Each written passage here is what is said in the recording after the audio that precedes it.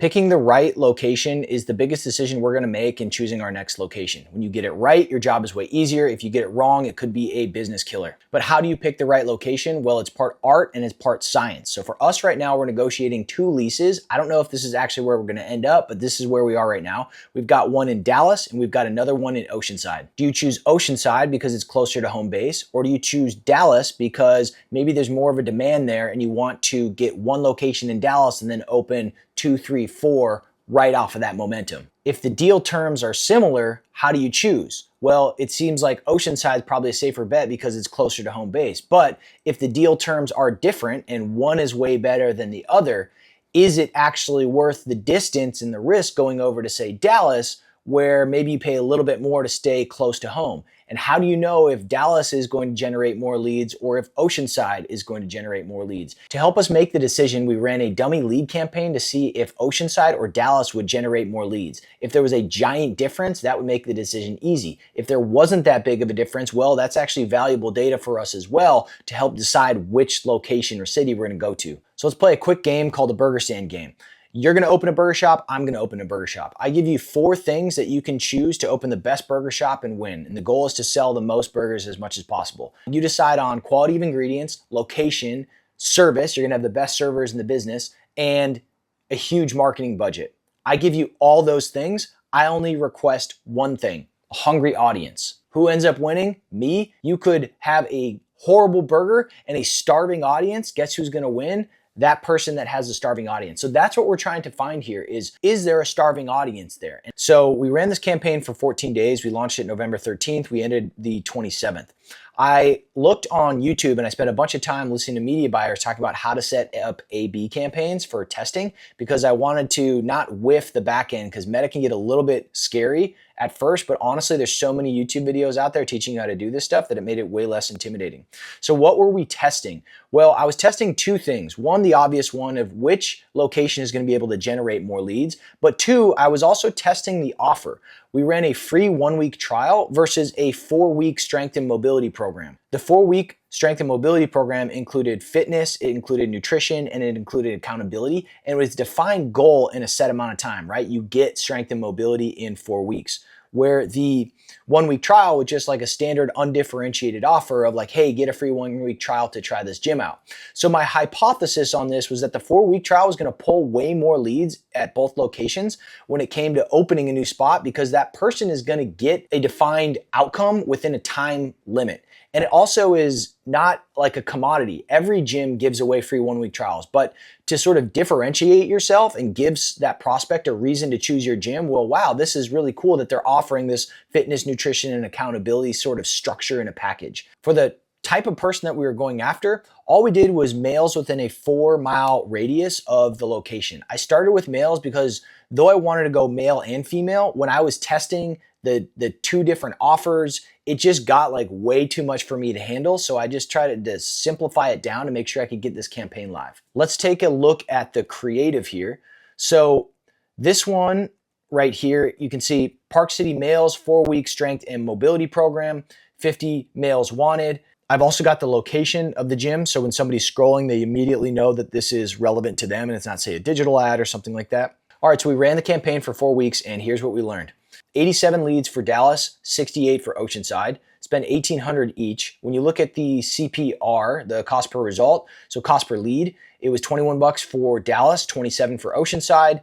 And then when we look at what pulled more leads, the 4-week program or the 1-week free trial, in Dallas, it was pretty much even, 47 to 40. Oceanside, the same thing, 31 to 37. My hypothesis that the 4-week program was going to pull way more leads didn't really pan out, right? This is not statistically significant of a number to actually see if the 4-week mobility program pulled way more. However, if we were actually selling this thing, the 4-week mobility program is a lot more expensive, which is going to allow me to, and I generate revenue right away, which is going to allow me to recoup that ad spend cost. The free 1-week trial, say somebody tries it and then, after 2 weeks decides they want to join a gym, and then there's the payback period just takes a whole lot longer to get that person in, where the 4-week program is cash collected up at the front. So we don't fully know what is better on the offer from that standpoint. But even if I just sold one of the 4-week programs, we're going to make a lot more money than a free 1-week trial.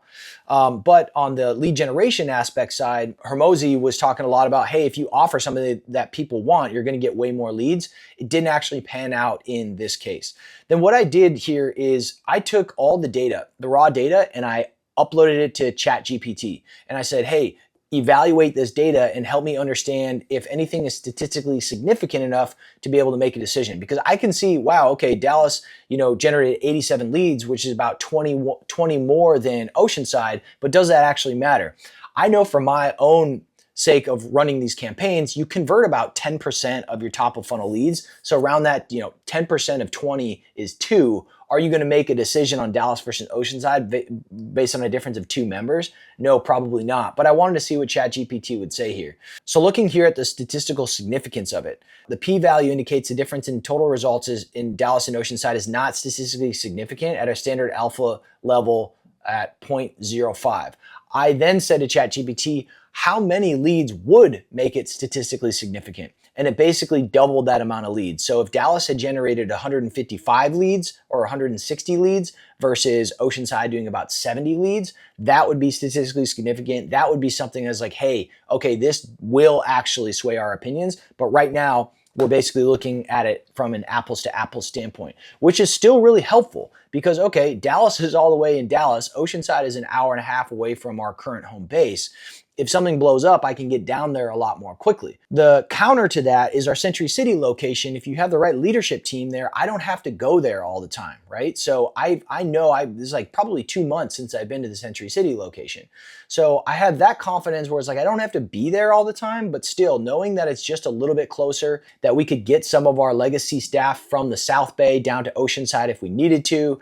We've just got some more economies of scale in Southern California than we do in Dallas. On the flip side, Dallas is like, all right, if we wedge into Dallas and we get that one successful, we could probably open another Dallas, another Dallas, another Dallas. Versus if we go to Oceanside, we're not going to open another one in Oceanside, right? Maybe you push to San Diego after that, and you kind of become this Southern California fitness brand, and then maybe you go into Orange County. But I got to bring it back to the 4th location because nothing in the future is promised, right? You could flop in Dallas, and then all those other ones that you thought when you're going to wedge in there and set up your next shot was going to be really good never actually gets to happen. So the most important thing for us is to be as successful as possible at this next location. So what are my conclusions from running this campaign? Well, I know that there's not a giant asymmetry between Dallas or Oceanside. I know that though Dallas pulled a little bit more, it's not going to be something that I'm going to move all my chips into the table on Dallas. I also learned that compared to the agency that we've hired for the last 9 months, who's been running a lead generation campaign for us, these numbers on the campaign that I personally ran in-house were about the same or more from the amount of leads per week. If the agency had generated like 2 times the amount of leads, well, then that ROI is definitely there. But when I'm looking at us running it internally, one, I can control the creative more. I can actually learn more when I'm getting my hands dirty on this. I can write the copy, I can put the things into play, but then also from the results standpoint, if we're generating more or the same amount as the agency, well, why are we paying an agency a couple $1,000 a month to run those things? If we can make Allegiant have its own internal agency where we can land and expand new locations and run all the creative and spend a whole bunch on ads, but get that money right back from the ROI standpoint, like that's going to be the biggest asset that we could possibly have. So what can you learn from this for your own business? Well, you want to set up a test and have a hypothesis. What am I testing and what do I think the expected outcomes are of that test? Then you actually want to run the experiment and then you want to cut the experiment off and you want to sit down there and you want to think and look at the results and say, okay, what did we actually learn here?